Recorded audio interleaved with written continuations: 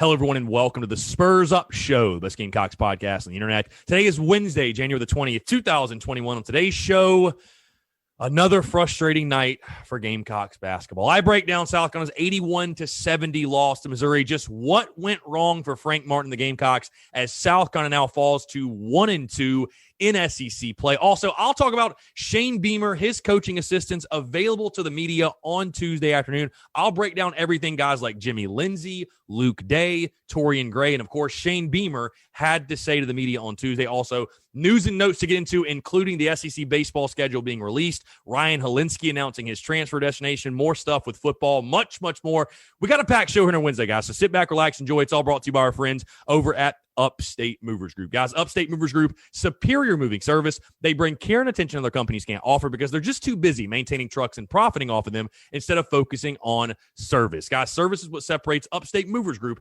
from the competition. They're not a trucking company, by the way. They are a moving services company, and they're also employee-owned co-op. Their movers are paid twice the industry average, and everyone on the crew is just investing in the success of the project as you are. They have dedicated professional crew members, and they also offer black glove service, guys. They offer end-to-end packing services, custom crating and packaging for special items, and cleaning services as well. They are founded by Greenville natives and University of South Carolina alumni, so a Gamecock-owned small business. They also offer 20 years of project management moving experience, and they can offer logistics and solutions that traditional moving companies simply do not have the skills for. Guys, whether you're in the upstate or across the state of South Carolina, if you have any moving needs in 2021, be sure to check out my friends over at Upstate Movers Group. You can find them on social media at Upstate Movers Group. And, of course, check out their website, upstatemoversgroup.com. That is upstatemoversgroup.com. The show is also brought to you by our friends over at MyBookie. Guys, it's that time of year. Divisions are decided. Champions are crowned. Legends are born.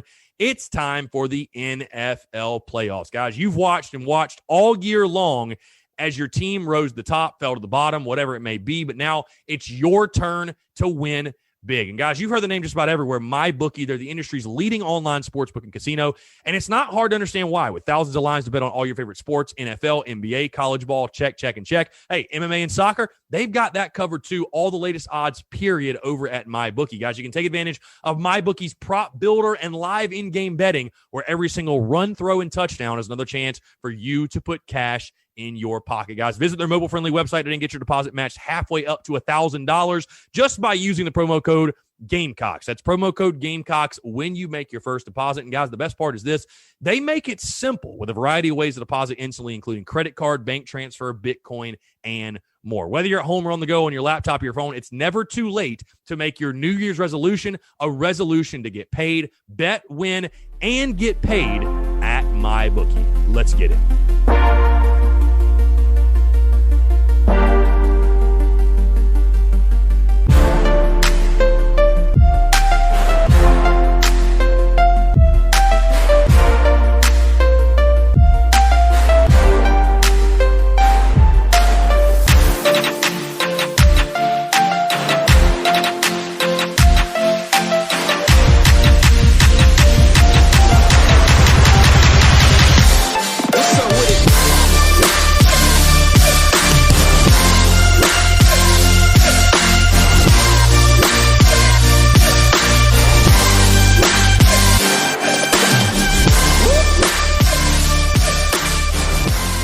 You know, it's times like these that I'm reminded that time truly is a flat circle.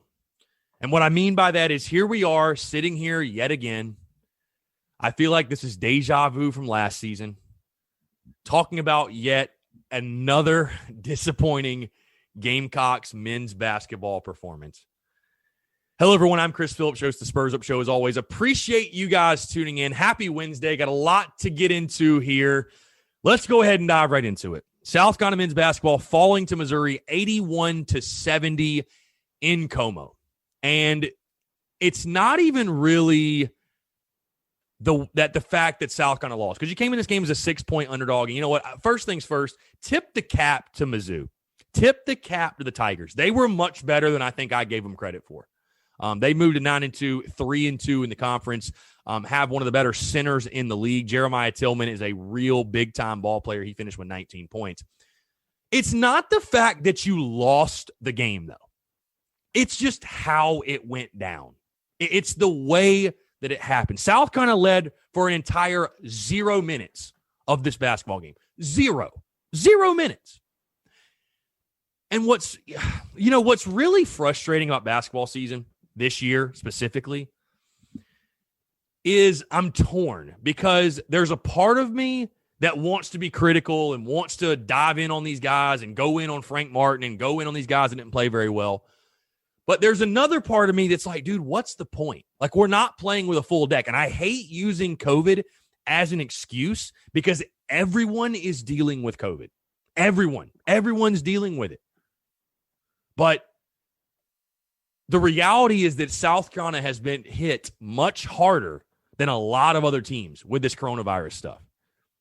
Still not having a full roster. You still don't have Alonzo Frank and Jalen McCreary, and that killed you last night. Frank Martin's been in and out with COVID. Again, different guys missing games. And it feels like this season is going to be written down as a wash no matter what. You know what I mean? It just feels like this is going to be a wash. Like, oh, it's the COVID year. It's a built-in excuse. I know we said that for football, but I think with football, you had enough players for most of the time, number one, but there's so much more pressure and money involved, and that whole free pass thing, I knew that was BS from the start. But with basketball, I really see, I think this season's just going to be a wash. But what's frustrating is to know for a fact that South Carolina is a really talented basketball team, has what I would say is probably their best team since 2017, one of their best teams ever under Frank Martin, and it comes in this year where you can't even, what did you play, your fifth game in the last 45 days? You can't get on the floor. Your head coach can't stay healthy. It's a shame that you feel like that talent is almost going to go to waste. But again, you look on the floor. Where do you want to start? Where did things go wrong for South Carolina? Basically everywhere. You let Missouri shoot 58% from the floor, 38% from three. They also made 20 free throws. They went 20 of 30 from the free throw line. Meanwhile, South Carolina shooting 38% from the field, 28% from three, shot 42% from the free throw line, went 8 of 19. What really shocked me in this game was the defensive effort. Again, I could have stomached a loss. Like I said, you were a 6-point underdog. And by the way, I'm never picking South Carolina to win again. I'm never picking this team to win again. Because every time I pick the Gamecocks to win, bad things happen. And I don't know what it is. I don't know why it is. But bad things just seem to happen when I pick South Carolina to win. So I'm not doing it anymore. But I was shocked at the defensive effort from South Carolina. To give up 81 points to a Missouri team that I would certainly not label as an offensive juggernaut by any stretch of the imagination, that blew my mind. That really surprised me. And then you turn around, the offensive performance. Jermaine Couisnard, AJ Lawson, did they get off the bus? Did they play? AJ Lawson and Jermaine Couisnard, when they combined 2 for 12 from three-point range. 2 for 12. And then you add in Justin Minaya. That group of guys went 4 for 18 from three, dude. 4 for 18. And again, maybe it's a no-duh moment, but I'll say it yet again. And I've told you guys this numerous times over the course of this season. This is a South Carolina basketball team that relies heavily on its guard play, especially when you don't have Frank and McCreary. Especially then. But even if you did have your full roster, this is a team, its strength is its guards. It's going to rely on its guard play. When your guards are playing well and you're seeing A.J. Lawson have the type of games where he's having 30 points, 25 points, you're going to win a lot of ball games, and you're going to look really, really good doing it. But on nights like last night, where your guards can't make anything, and they're not playing well. Again, Lawson with 5 points, Couisnard with 6. Lawson and Couisnard when they combined 4 for 21 from the field. When you have nights like that, it's going to be rough, and it's going to look really ugly. Hell, it just you knew it was a bad night to have a bad night. You knew from the jump, too, that it wasn't going to be your night. You fell down 10-0 to start the game. I talked a lot about going into that game, don't let the LSU loss beat you twice. Is that what happened? I don't know. I don't know if that's what happened, to be honest. But that wasn't the same team we saw in Baton Rouge. That's for damn sure. That was not the same team. I don't know what happened. I don't know who that group of guys was. Shout out to Keyshawn Bryant for following up his great performance against LSU. He had 19 points in the game. So he had a nice night. And then shout out to Trey Anderson as well. Career night for him, 17 points. 7 of 9 from the field, 2 of 3 from three-point range. Again, a career high 17 points for Trey Anderson. But outside of that, nothing. You had nobody. I mean, we can just go down the list picking these guys apart. Again, the beauty of this team is like you don't need Lawson to score 30 a game. But 5? 5? He should be at minimum a 15-point guy. At minimum. And again, we all know the guys you were missing, and that hurt you in the game. Bottom line, it hurt you. It just did. You had to play small most of the game, and Jeremiah Tillman just flat out made you pay for it with 19 points of his own. Also, another thing, this is kind of a side note. What on God's green earth is going on with Seventh Woods? I mean, literally a Hall of Fame tweet during the game. Somebody said that a literal 7 would be a better option at point guard than Seventh Woods. And I'm not trying to pile on Seventh Woods. I'm really not. But, man, like, I didn't have crazy high expectations of him like a lot of people did because I know there were a lot of inflated expectations out there. But, man, like, scoring 2 points? He scored 2 points the last 3 games. What is going on? Dude, what is up? And they're starting him every game. Like, it's crazy. But, you know, and I'll say this, because I've actually, for the first time in a while, I've seen a lot of people come after Frank Martin, which is really shocking because I learned this the hard way when I first started way back in the day with Armchair South Carolina, and I wrote an article about Frank Martin, and it really wasn't even like a fire Frank Martin article. It was an article just being critical. Fans are very, very sensitive over Frank Martin. Again, if you've perused Gamecock social media long enough, you already know this. I'm not telling you anything you didn't already know. Fans are extremely sensitive over Frank Martin. And again, it's tough to bring the hammer down or be super critical because of what everyone is dealing with in this year. But again, you also can't just watch games and when Carolina loses go, oh, it's no big deal, COVID. Like, you can't do that. These people are still being paid a lot of money to win games and to put a good product on the floor. And again, I don't want to overreact because you've only played 3 conference games. There's a lot of basketball left. But you got a tough one Saturday against Auburn, too. What happens when you fall to 1-3 in conference play? Then what? Then what? You know? Then what? But I'm definitely not going to be the guy leading the fire Frank Martin charge. Like, I've said this before, and I'll say it again. I like Frank Martin. I do. I think he's a really, really good basketball coach. I think he's one of the best basketball coaches in college basketball. And he's done some great things at South Carolina. And I think one of the reasons that some fans are so sensitive about people being critical about Frank Martin is because there are fans out there, and I totally respect this, by the way. There are fans out there that Final Four run in 2017 was literally the highlight of their USC fandom, and they cannot let that go. And again, I totally respect it because that was a magical 2 weeks for Gamecocks athletics. It really was.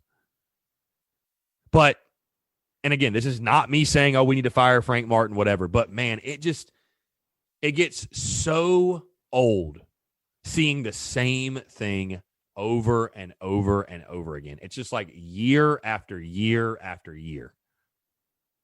And I forget who it was, but somebody tweeted this, and I thought it was perfect. It was like, this season is just like last season and the season before and the season before. The one constant with Gamecock basketball is this. I'm feeling left dazed and confused and not sure which direction we're going to go. I'm paraphrasing, obviously. So if you put that tweet out there, I apologize. I just kind of saw it at a glance. But, yeah, I mean, that's it. And what the damn shame of it all is that you, again, like I said earlier, you really have a great crop of players, in my opinion. And in this COVID year, in this year that's a quote-unquote wash, whatever, it's going to go to waste. You feel like it's probably going to go to waste. And that's a damn shame. That's a damn shame. So, and again, I'm not a fire Frank Martin guy at all. I'm really not. And I know COVID's been a thing. And like I said, we can just keep on saying that over and over. And, hell, if he's never going to get fired, if South, because I don't think South Carolina would ever fire Frank Martin. But hell, just give him a lifetime contract at this point. If that's how we feel about it truly, just give him a lifetime contract. Why not? Why not? Give him a lifetime deal. My biggest point last year was just simply this. You have to establish what are the expectations? What are expectations for Gamecock basketball? What are they? What are they? Because again, I could go all in on Frank Martin right now or at any point. But really, guys, I just don't even want to deal with the headache of people freaking out. But, hey, there are arguments to be made about Frank Martin. Sure, really good coach. I like Frank Martin a lot. But, hey, there's cons to Frank. He's kind of an asshole. He comes off as an asshole. Not everybody likes playing for him. Not everybody can play for him. It really limits yourself in recruiting. Hey, you've missed on a lot of in-state guys. I wonder why. Is it Frank? I know it's hard to recruit at Carolina, but is it Frank? I don't know. How does it make any sense that your head coach returns to the sideline and you play worse? How does that make any sense? I can't compute that. I don't understand that. How does Frank Martin return to the sidelines and we look 1,000 times worse? I just don't get it. I genuinely do not get it.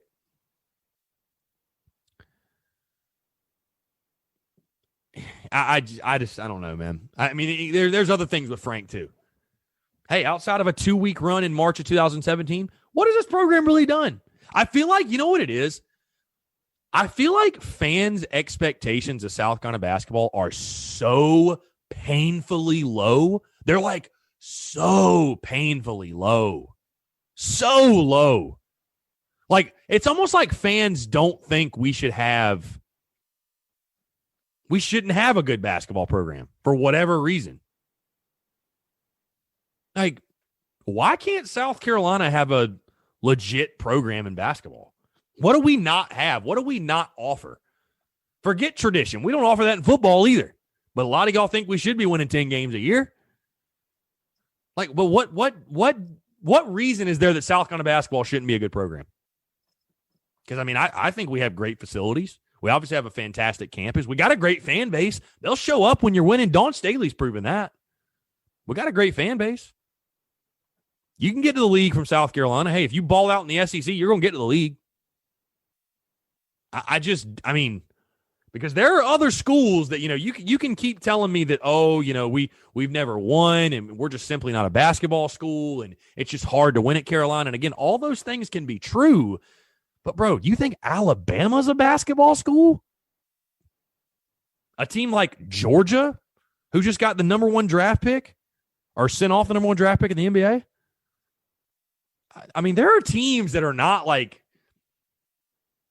known as blue bloods in basketball that win and go to the tournament. So I don't understand why South Carolina can't have a legitimate basketball program. I don't get it. I don't know why. I really don't.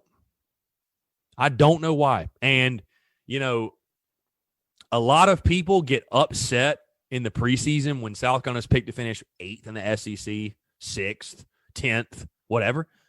Games like this are why, though. Like, what has South Carolina basketball earned? Like, we don't deserve to be picked to win. We don't deserve to be picked to be good. And again, I'm not trying to overreact to one game, but like, it's just a microcosm of the entire last couple of years. Like, it just gets so old because this is going to sound bad, but I'm just going to say it. We're not good enough for fans to even care. We're really not. We're not good enough for the casual fan to even care about Carolina basketball. We're not. We're not. And that's why you don't see a packed house. That's why you don't see Colonial Life Arena when things are normal, packed out. And Frank Martin's bitching and moaning that people don't care about basketball. Well, go win some damn games. Like, South Carolina fans, I think, really do enjoy basketball. But they're not going to watch I'll even say it for me personally. And again, take this however you want, but I'm going to just be honest. Before I did the Spurs Up show, guys, I was a very casual South Carolina basketball fan. Like, even the Final Four run, as cool as it was, like beating Duke was sick. But, I mean, it wasn't, it's not the most memorable South Carolina athletics moment for me. It's not. It's not even close. I mean, it was a great moment. It was a great run. Don't get me wrong. But I've always just been a very casual South Carolina basketball fan. You know, and again, obviously I've become much, much more diehard since doing the business and all. I mean, I'm invested 110%, as you guys know. But it's like, we're just not good enough to care. We're not good enough to care. Every time they reel you in just enough, they fall flat on their face. And again, I just don't understand it. I just genuinely don't understand it. And again, I'm not sitting here, like I said, saying fire Frank Martin. I'm really not. I'm not even saying that's the solution because, hey, who are you going to go hire? I don't know that you can go out there and get a guy that's better.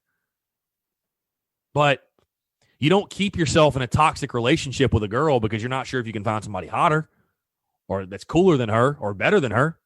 No, you don't do that.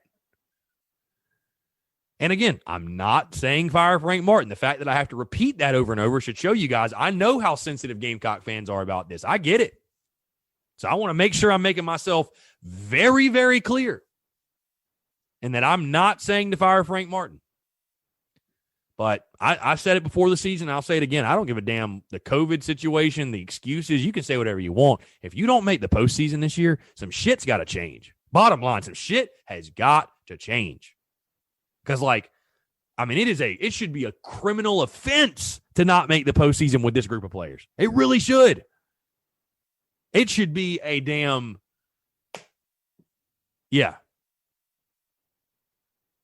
unacceptable to miss the postseason with this group of guys. These players are too good. Like, you can't. So what is it? You know, I see some people on social media. Oh, Missouri was just that much more talented. Do our players just suck? I mean, again, I feel like I'm talking about football here. You know, if you don't think it's coaching, then the players must just not be good. And, you know, people say, oh, they're not executing. Well, I mean, it'd be pretty hard to execute when and cover your ears if you have, you know, children in the room, cover their ears. But yeah, it'd be tough to play good basketball when you got a guy on the sidelines calling you a fucking asshole. I mean, it just would. And I'm not, you know, I love how a lot of people's reactions like, oh, soft. No, bro, Frank is an asshole. He's not the easiest guy to play for. It takes a certain type of guy to play for him. And I think that's why you see, like, his guys, once they're done, are so loyal. Because, like, that's a true bond, bro. That's a true relationship they build. Like, to play for Frank, if you're one of his dudes, you're really one of his dudes. And if you're not, you transfer. You don't play for him. But at the end of the day, man, fans just want to see us win. And the inconsistency, and again, it goes right in line with what we've seen the last couple of years. And it's just frustrating. It's just really frustrating. And it's puzzling. And again, now the question is, how do you rebound? Can you rebound? What do you do on Saturday against Auburn? You know? That's going to be the big question mark. Can you rebound? Because, again, you fall to 1-3 in conference play. I mean, you damn near stick a fork in them. I mean, really, to be honest with you. So, you got like 12 SEC games left. They're all important. You didn't get a bunch of your non-conference games. Didn't get to play a bunch of them. I don't know. I don't know. It just wasn't your night for sure. I mean, you got off to a 10-0 deficit. It wasn't your night. It was a bad night to have a bad night. AJ Lawson, bad night to have a bad night. Just honestly. But, you know, a guy like AJ Lawson, got to be more consistent. Got to be more consistent. This entire team is looking to you. You're the dude. You are the dude. Jermaine Kuznar, what is up with him right now? Got to play better. Just have to play better. Dude was on fire last year. Got to play better. Justin Manaya's got to play better. Everybody's got to play better. So, hopefully now with a couple of days to regroup and to circle the wagons and come together, you can see this team do so. Because, again, Saturday's game against Auburn at home, too. At home, that's a big one. That's one you need badly. I mean, you need that one badly. Because, again, if you fall to 1-3 in conference, it's going to be rough. So, again, South Carolina falling to Missouri 81-70. We'll take on the Auburn Tigers next. Again, got to shore it up all the way around. Again, you lost by 11, but it feels like you lost by 50. So, got to figure out a way to circle the wagons and come together and rebound. All right, let's move into some football stuff. Coaching assistants, media availability, just some quick notes on this. Shane Beamer and his assistants speaking to the media on Tuesday afternoon regarding those guys being hired and stuff like that, and just really giving overall thoughts.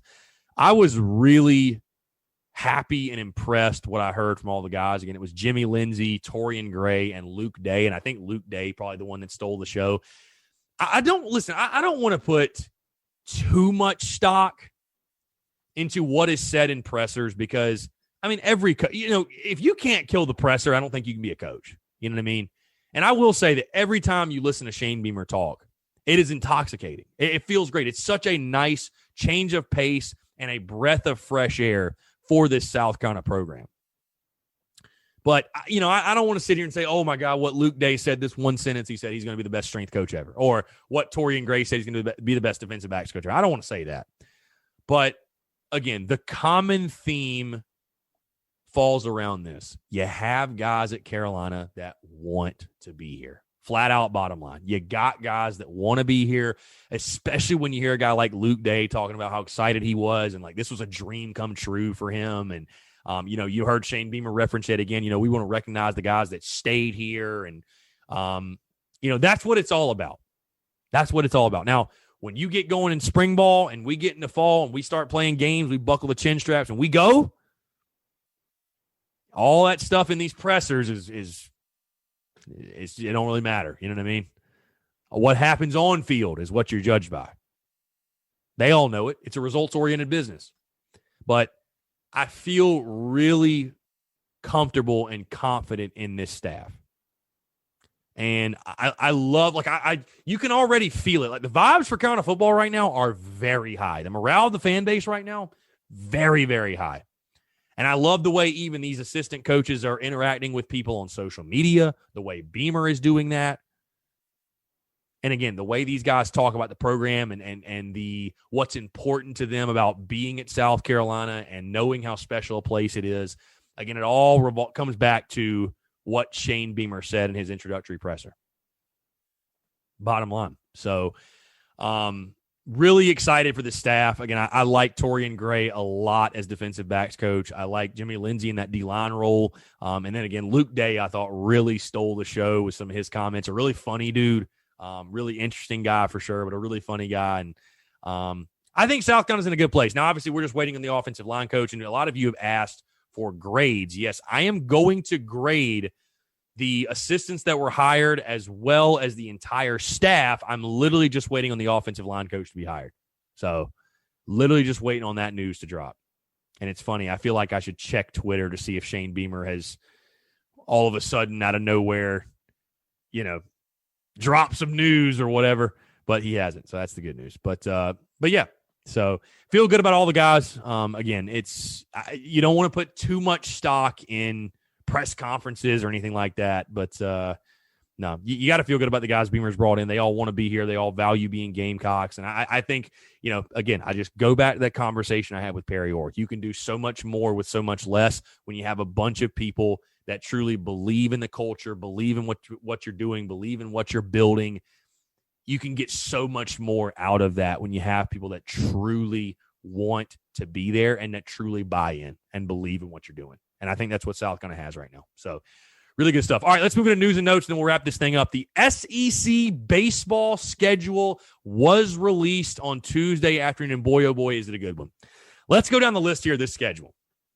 All right, SEC baseball schedule released. I would expect the normal schedule, the full schedule, if you will. I said normal schedule. What am I talking about? The non-conference schedule to go along with this. I'm assuming the full schedule will be released sometime today, probably at latest tomorrow. But, guys, this SEC schedule, holy hell, what a slate. You start at Vandy, Florida at home. back-to-back weekends. That's how you open up SEC play. We're going to find out a lot about this Gamecocks baseball team very, very quickly because that is 2 top 5 teams. Florida, preseason ranked number 1. Vandy in the top 5. Some of the best arms you'll see. Florida, arguably the best lineup in college baseball.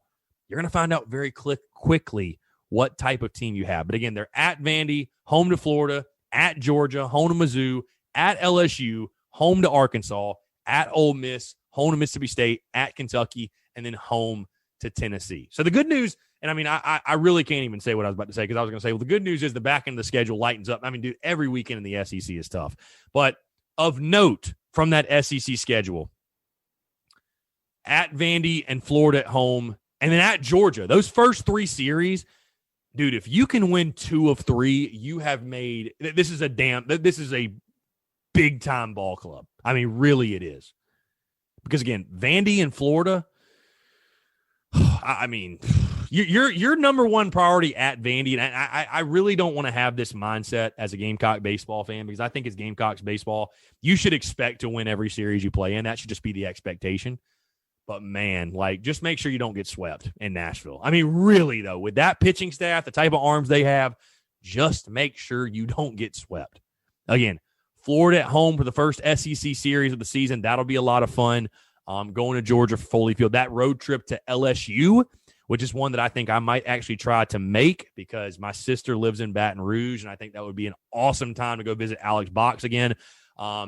At LSU is intriguing. At Ole Miss is intriguing. I don't remember the last time South Carolina played at Ole Miss. Mississippi State that following weekend, very, very intriguing. I mean, you have literally LSU, Arkansas, Ole Miss, Mississippi State 4 weekends in a row. How that worked out, I have no idea. But, yeah, a daunting schedule to say the least. But, hey, that's SEC baseball. Welcome to the SEC. Another news tidbit that was very interesting. Ryan Hilinski, former Gamecocks quarterback, announcing he will transfer to Northwestern. Heard that over the weekend. Heard it from my source over the weekend. Not surprised at all. Wishing the best of luck. We've talked ad nauseum about it. And I know a lot of people are torn on it, or a lot of people are really upset on it. Hate that he's officially gone. I say, hey, at least we get to avoid the question now of, hey, is Ryan Hilinski coming back? Like, no, he's not. 100%, no, he's not. So, wish him best of luck. It'll be interesting to watch his career, unfold in the Big Ten. But, everything happens for a reason. And it's a shame it didn't work out at Carolina. But, again, it just kind of is what it is. And then finally, guys, spring ball set March 20th. And this is tentatively, Shane Beamer said in his presser. Spring ball set for March 20th.